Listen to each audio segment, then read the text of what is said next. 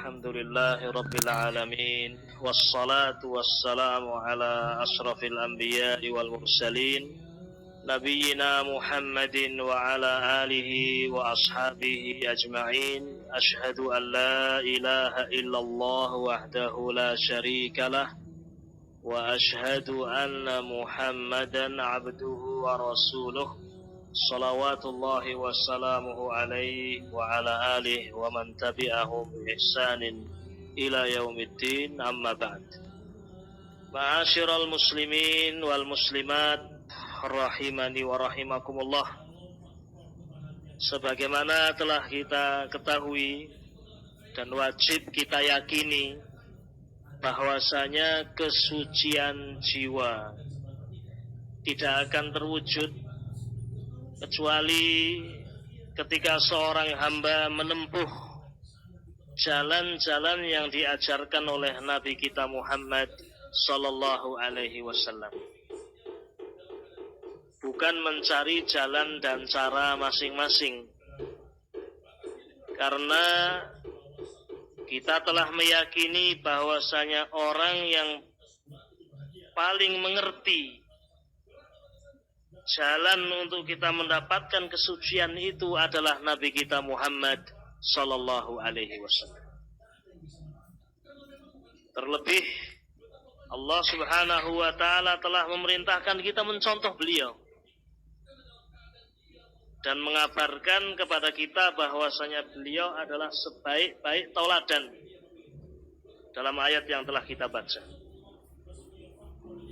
Maka kita sedikit melanjutkan pembahasan agar kita mencapai kesucian jiwa. Sebab yang paling penting, sebab yang paling agung, dan ini pertama yang harus kita tempuh adalah kita mentauhidkan Allah Subhanahu wa ta'ala, yakni mewujudkan dan membuktikan kalimat la ilaha illallah. Kita telah mengetahui iman memiliki banyak cabang. Dan cabang yang paling tinggi adalah mengucapkan kalimat apa? La ilaha illallah. Kata Nabi alaihi salatu wassalam, al-imanu bid'un wa sab'una syu'bah. Iman itu 70 sekian cabang. A'laha, yang paling tingginya adalah qawlu la ilaha illallah. Kalimat la ilaha illallah. Mengucapkan kalimat ini. Wa adnaha, dan yang paling rendahnya adalah imatatul adza 'anit thariq, menyingkirkan duri, gangguan dari jalan. Wal haya'u syu'batun minal iman. Dan malu itu salah satu cabang dari cabang-cabang iman. Di dalam hadis ini Nabi alaihi salatu wasallam mengabarkan bahwasanya cabang iman yang paling tinggi adalah la ilaha illallah. Sehingga seorang tidak akan mencapai kesucian jiwa kecuali ketika seorang melaksanakan kalimat ini. Dulu ketika Nabi berdakwah, Nabi tidak pertama kali memerintahkan orang untuk sholat, tidak. Wong belum masuk Islam kok sudah suruh melakukan apa? Sholat. Kan tidak bermanfaat. Kalau seorang tidak mentauhidkan Allah, ibadah tidak akan ada faedahnya. Makanya dakwah yang pertama kali dilakukan oleh Nabi alaihi salatu wassalam agar seorang mencapai kesucian jiwa adalah qulu la ilaha illallah. Ucapkanlah kalimat apa? La ilaha illallah. Tuflihu. Kalian akan beruntung. Dan kalimat ini la ilaha illallah itu maksudnya bukan hanya sekedar diucapkan. Sekali lagi, bukan hanya sekedar diucapkan. Tetapi lisan ini mengucapkan, hati kita meyakini, dan amalan badan kita membuktikan. Jadi harus dibuktikan dalam hati dan dalam amalan.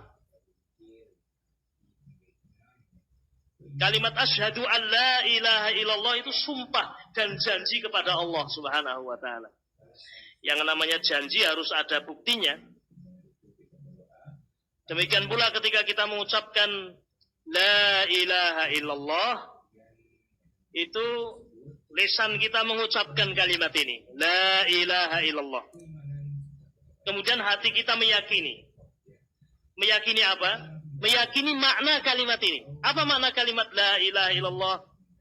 Makna kalimat la ilaha illallah adalah saya meyakini bahwasanya la ilaha, tidak ada ilah, tidak ada sesembahan yang berhak diibadahi illallah, kecuali siapa? Allah. Tidak ada yang berhak untuk diibadahi kecuali yang menciptakan alam ini. Tidak ada yang berhak untuk diibadahi kecuali yang menghidupkan kita, yang mematikan kita, yang memberi rezeki kepada kita. Itu yang berhak untuk diibadahi. Adapun sesembahan-sesembahan yang lain itu banyak, memang banyak. Matahari sesembahan, yakni ada yang menyembah. Bulan juga sesembahan, ada yang menyembah. Bintang sesembahan, ada yang menyembah. Setan juga sesembahan, ada yang menyembah siapa? Setan. Tetapi sesembahan itu semuanya adalah sesembahan yang batil. Sesembahan yang batil. Sesembahan yang hak hanya satu, yaitu Allah Subhanahu wa ta'ala.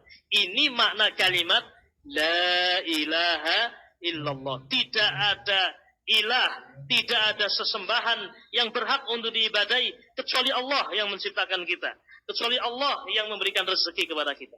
Jadi kita lisan mengucapkan la ilaha illallah, hati juga apa? Meyakini. Kemudian dibuktikan. Karena janji harus ada buktinya. Buktinya yaitu dalam hidup kita ini betul-betul beribadah hanya kepada siapa? Allah. Karena Allah sesembahan yang hak. Bukankah kita berjanji dalam sholat kita, iyyaka na'budu, iyyaka na'budu. Hanya kepada Engkau, hanya kepada Engkau. Ya Allah, kami beribadah. Saya sholat hanya untuk Allah. Saya rukuk hanya untuk Allah. Saya sujud hanya untuk Allah. Saya berdoa hanya kepada Allah Subhanahu wa ta'ala. Saya menyembelih. Hewan-hewan sembelihan itu juga untuk Allah. Dengan mengucapkan bismillah. Dan juga niat untuk Allah Subhanahu wa ta'ala. Bukan untuk syaitan. Bukan untuk jin. Bukan untuk selain Allah Subhanahu wa ta'ala. Bernazar juga untuk Allah. Isti'adzah, minta perlindungan juga kepada Allah. A'udzu billahi minasyaitonir rajim. Jadi ini yang pertama. Agar hati kita menjadi apa? Suci.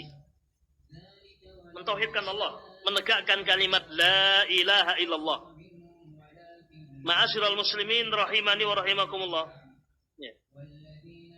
Sebaliknya, lawan dari tauhid adalah syirik. Syirik adalah orang beribadah kepada Allah, tapi juga beribadah kepada selain Allah. Atau beribadah kepada selain Allah saja, tidak beribadah kepada Allah. Walaupun dia beribadah kepada Allah, tapi dia juga beribadah kepada selain Allah, ini tidak mentauhidkan Allah Subhanahu wa ta'ala. Ma'asyiral muslimin rahimani rahimakumullah. Salat subuh untuk Allah, salat zuhur untuk Allah, salat maghrib atau asar untuk Allah, salat maghrib untuk Allah. Tapi salat isyaknya ketika dia salat niatnya untuk jin misalnya. Dia mentauhidkan Allah atau berbuat syirik? Berbuat syirik.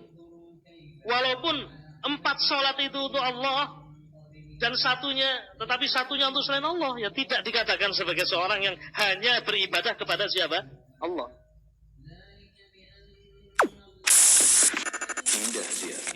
Idaatul Islamiyah Ahlus Sunnati wal Jamaah.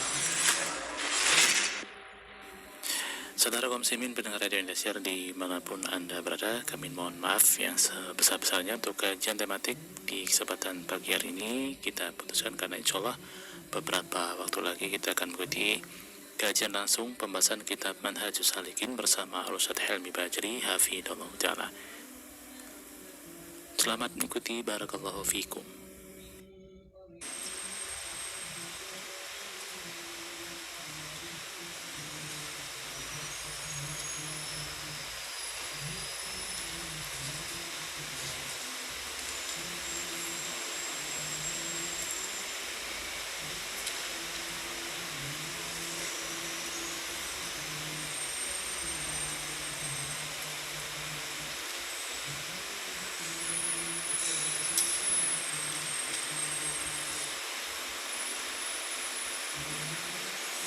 Bismillahirrahmanirrahim. Alhamdulillah wahdahu la syarika lah.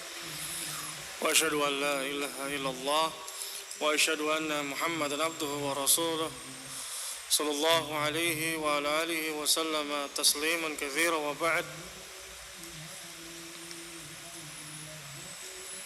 Kita teruskan kembali insyaallah taala pertemuan kita kali ini, pembahasan kitab Manhajus Salik Syekh Sa'di rahmatullahi taala alaih. Terakhir kita bahas yaitu mengusap kedua khuf. Mengusap kedua khuf hukumnya adalah sunnah. Dan mengusap kedua khuf ada beberapa syarat, yang diantaranya yaitu 1 hari 1 malam lil muqim, 3 hari 3 malam lil musafir. Ini waktunya,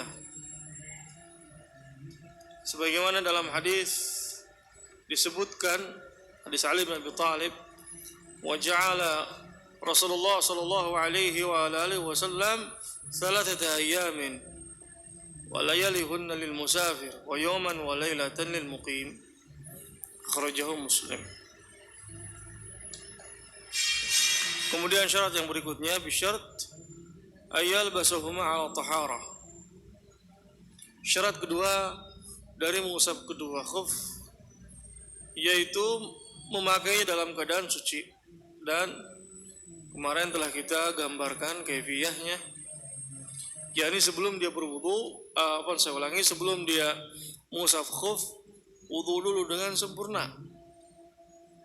Sampai terakhir mencuci kedua kakinya. Kemudian setelah itu kau pakai khuf. Kemudian wudu berikutnya baru engkau usap.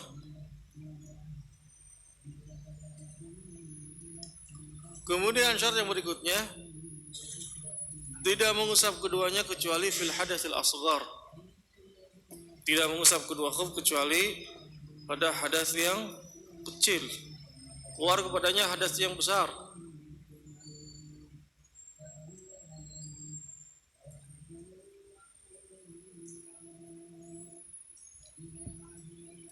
Dan dalilnya hadis Anas bin Malik radhiyallahu taala anhu, "Idza tawadda ahadukum wa labisa khuffai falyamsa 'alaihima wa lisalli fihima wa la yakhla'huma in syaa'a illa min janabah wa la yakhla'huma in syaa'a illa min janabah." Rasulullah sallallahu alaihi wa alihi wasallam sabda, "Idza tawadda ahadukum," apabila di antara kalian berwudu, wala bisa khuffai, dan memakai kedua khuf, falyamsa 'alaihima, usaplah keduanya, wal yusalli fihima, dan salatlah menggunakan kedua khuf tadi, wala yakhla'huma, dan tidak melepaskan keduanya, insya'a, apabila dia menghendaki tidak mau melepas, bila kecuali dari janabah harus dilepas.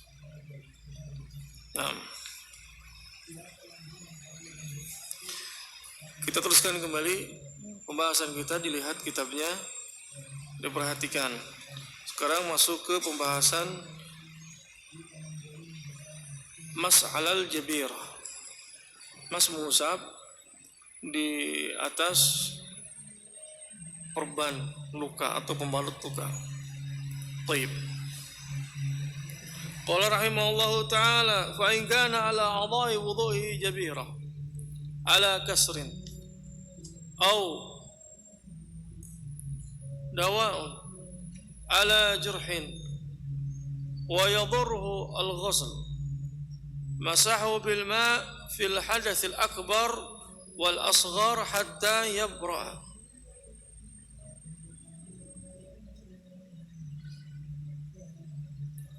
Fa in kana ala a'dha'i wudhu'ihi jabir, apabila pada anggota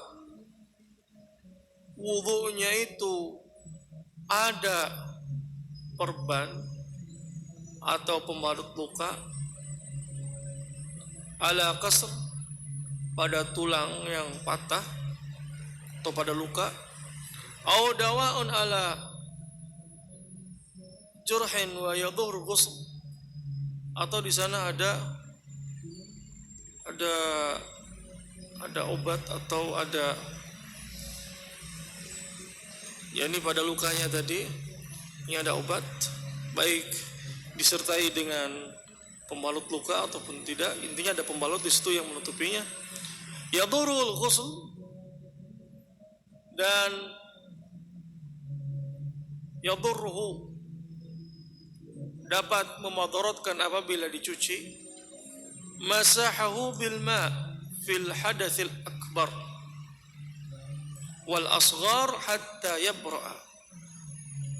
Masahu bil ma, maka diusap dengan air pada hadas yang besar atau pada hadas yang kecil, hatta yabra'a, yakni sampai sembuh tadi lukanya tadi.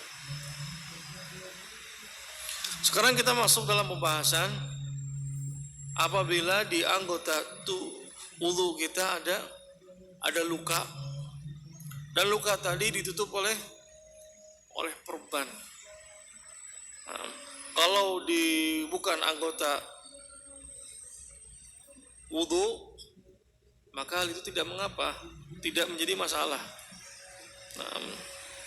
Contohnya di bagian leher misalkan di sini, atau di bagian yang lain yang bukan dari anggota wudu, wudu. Kalau dalam anggota wudu di sana ada pembalut luka atau perban yang pada tulang yang patah, misalkan pada tangan sini, tangan kiri, di sana ada perban atau ada pembalut luka, atau ada obat, apabila dicuci akan memadaratkan. Tangan itu kan ketika berwudu dicuci.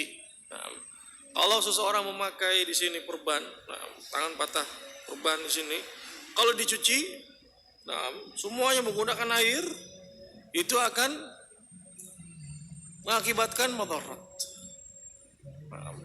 basah, sehingga lukanya tadi tidak sembuh-sembuh.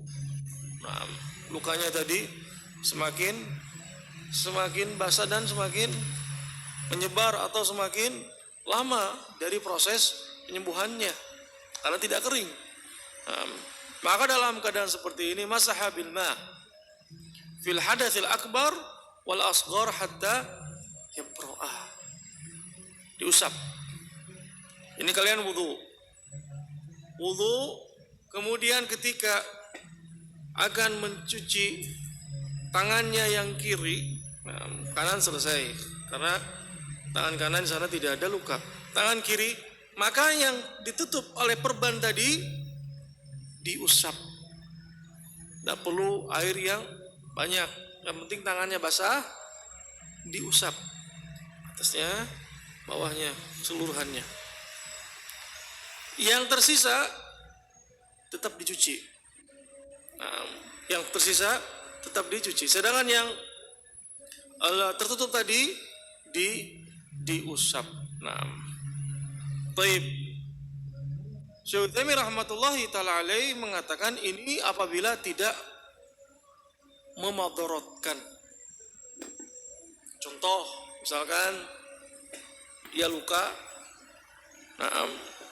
kemudian lukanya tadi di anggota wudu, tangan sebelah kiri, kemudian dibalut dengan perban. Dokter mengatakan jangan sampai terkena air sedikit pun, karena apabila terkena air, pembalut luka tadi akan mempengaruhi dari luka yang berada di dalamnya. Sehingga dalam keadaan seperti ini, apakah diusap atau tidak? Kalau diusap akan memadaratkan. dicuci apalagi. Dalam keadaan seperti ini Syekh Utsaimin rahmatullahi taala alaih, maka dia diganti wudunya dengan tayamum. Dengan tayamum. Kalau begitu, udah tidak berwudu kan, tapi dia bertayamum. Kaifiyah tayamum nanti kita akan sebutkan. Jadi kedua telapak tangan dan wajah saja. Satu kali pukulan ke tanah, kemudian kedua telapak tangan, wajah. Sekali selesai tayamumnya. Ini kaifiyah di dalam mengusap jabirah, mengusap perban atau pembalut luka. Saya ulangi, kalau misalkan di sana tidak membahayakan diusap, maka diusap.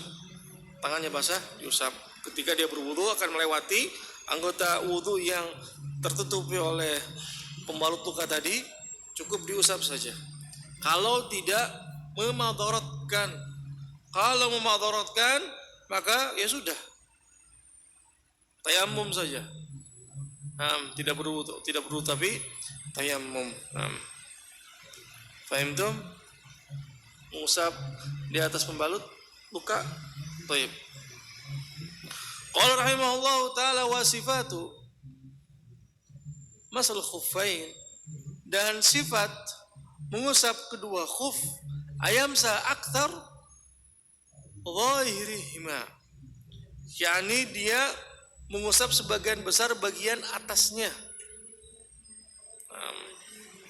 Perhatikan Syekh Shalih Fauzan, Syekh Sa'di, saya ulangi, Syekh Sa'di rahmatullahi taala alaih di sini menyebutkan bahwa sifat dari mengusap kedua khuf, mengusap di bagian atas, sebagian besar bagian atas.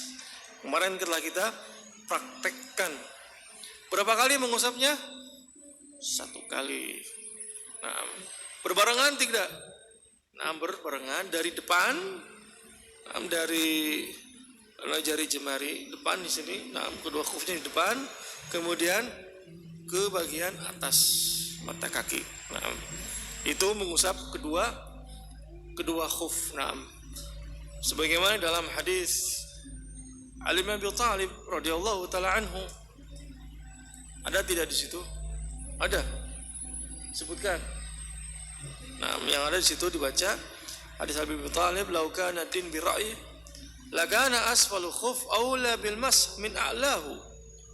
Wa qad ra'aitu Rasulullah sallallahu alaihi wa alihi wasallam yamsahu ala dhahir khuffai." Akhrajahu Abu Daud wa qala Ibnu Hajar fi talkhis isnaduhu sahih. Baik. Hadis Ali bin Abi Thalib radhiyallahu taala anhu, beliau mengatakan apabila agama itu bergerak dengan akal, lakana asfalu khuf aula, mengusap bagian atas, lakana, saya ulangi, apabila agama itu dengan akal, lakana asfalu khuf, mengusap bagian bawah, aula, lebih utama, bil mas min a'lahu, lebih utama daripada mengusap bagian atasnya.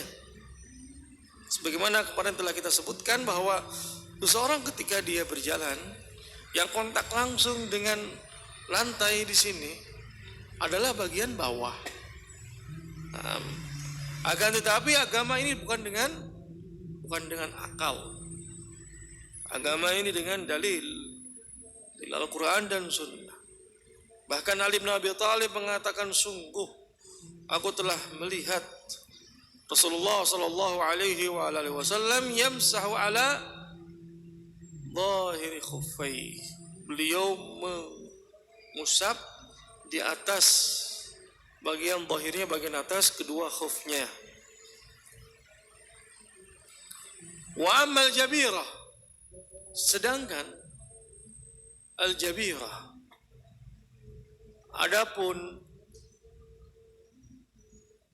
pembalut luka, bagaimana kaifiyah dalam mengusapnya? Kaifiyah dalam mengusapnya, yaitu fayamsahu ala jami'iha, diusap di semuanya, seluruhnya. Sebagaimana yang tadi kita sebutkan, contoh misalkan tangan kiri seseorang dia terluka, atau misalkan patah tulangnya, dibalut dengan pembalut luka, jenis apapun itu. Kemudian ketika berwudu, anggota tubuh yang lain yang dicuci seperti kaki, wajah, tangan, cuci. Ketika akan melewati yang tangan yang kiri, bagian yang tertutup oleh pembalut luka tadi diusap semuanya, bagian atas, bagian pinggir, bagian bawah. Apabila pembalut luka tadi menutupi semua dari tangannya tadi, usap bagian atas, kiri, kanan, bawah, semuanya. Kalau misalkan tertutupnya bagian atas saja, ya sudah, diusap bagian atas saja. Kalau misalkan yang dibalutnya tadi bagian bawah saja, sudah bagian bawah saja, atau kanan saja atau kiri saja. Kalau semuanya ya sudah diusap di semuanya, sebagaimana dikatakan oleh Syekh Sa'di rahmatullahi ta'ala alaih, fayamsahu ala jami'iha. Naam. Qala rahimahullahu ta'ala, mengusap kedua khuf setelah kita selesai, mengusap al-jabirah setelah kita selesai, kita akan masuk ke bab yang berikutnya, bab nawaqidul wudu, pembatal al-wudu. Nah, di sini Syekh Sa'di rahmatullahi taala alaih, beliau akan menyebutkan beberapa dari hal-hal yang membatalkan wudu.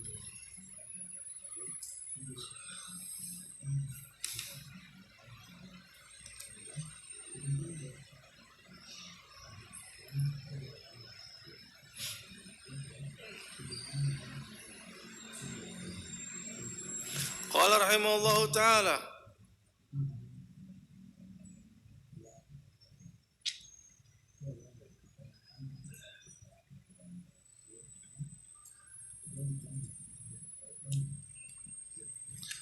bab nawaqidul wudu, bab tentang pembatal wudu. Wahiyah, yaitu al-kharij minas sabilain mutlaqan. Yang pertama yang disebutkan oleh Syekh Sa'di rahmatullahi taala alaih, ada yang ijma para ulama, ada yang khilaf. Di sini sebutkan, nanti kita akan sebutkan. Taib. Dari pembatal wudu, wahiyah yang pertama, yaitu al-kharij minas sabilain, yang keluar dari dua lubang, depan dan belakang. Mutlaqan di sini, air kencing misalkan, mani, madhi, atau misalkan keluar darah, itu membatalkan wudunya mutlaqan. Al-kharij minas sabilain. Sebagaimana firman Allah Subhanahu wa taala, au jaa ahadukum minkum minal ghaid, au jaa ahadum minkum minal ghaid, atau di antara kalian dan yang menyelesaikan hajatnya, buang air besar. Kemudian dalam hadis disebutkan, innallaha la yaqbalu salat ahadikum idza hadatha hatta yatawadda. Allah Subhanahu wa taala tidak akan menerima salat di antara kalian apabila mempunyai hadas sampai dia berwudu. Hadis muttafaqun alaih. Dalam riwayat tambahan dari riwayat Imam Bukhari, ketika seseorang yang bertanya kepada Abu Hurairah, apa yang dimaksud dengan al-hadas? Abu Hurairah radhiyallahu taala anhu, beliau mengatakan yang dimaksud dengan hadas yaitu fusa au durab, Fusa itu keluar angin kentut yang tidak terdengar suaranya. Kalau durat, seorang yang kentut yang terdengar suaranya. Nah, dua-duanya kentut. Akan tapi kalau fusa tidak terdengar suaranya, sedangkan durat terdengar suaranya. Nah, ini merupakan hadas. Nah, dan pembahasan yang telah kita bahas dari pembahasan mengusap kedua khuf, dalam hadis disebutkan seseorang tidak melepas kedua khufnya ketika dia buang air kecil ataupun buang air besar, atau seseorang yang tidur tetap pakai kedua khufnya. Nah, kalau misalkan ketika dia buang air kecil, buang air besar, nah, setelah itu berwudu kembali. Nah, berwudu kembali. Nah, kemudian dalil yang menunjukkan bahwa al-kharij min as-sabilain bisa membatalkan wudu. Dalam hadis disebutkan tentang madi. Rasulullah sallallahu alaihi wasallam mengatakan yaghsil dzakarahu wa tawadda. Cucilah kemaluannya dan juga berwudulah. Nah, berarti di sini bahwa keluar madi membatalkan wudu. Baik madi, wadi ataupun mani itu membatalkan wudu. Nah, karena itu yang al-kharij dari as-sabilain, dari kemaluan bagian depan, nah, ataupun kemaluan bagian belakang sama. Nah, apabila misalkan dia keluar darah misalkan, tetap membatalkan wudunya. Karena di sini sebutkan al-kharij min as-sabilain mutlaqan. Mutlaqan di sini yakni apapun itu. Yang keluar min as-sabilain membatalkan wudu. Ya, baik. Kita cukupkan pertemuan kita sampai di sini. Insyaallah taala kita akan teruskan kembali pembahasan kita pembatal wudu pada pertemuan berikutnya.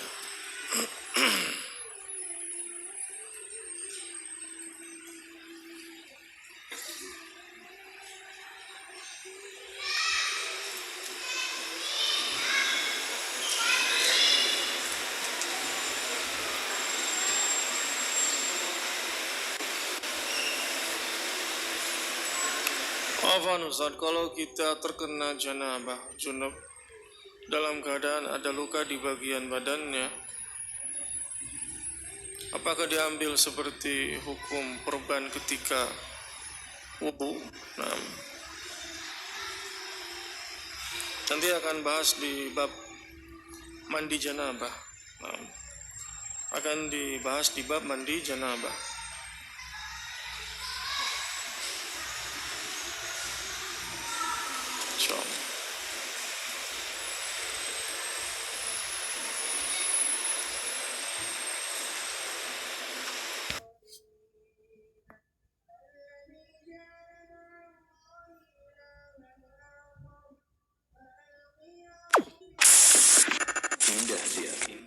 إذاعة الإسلامية أهل السنة والجماعة.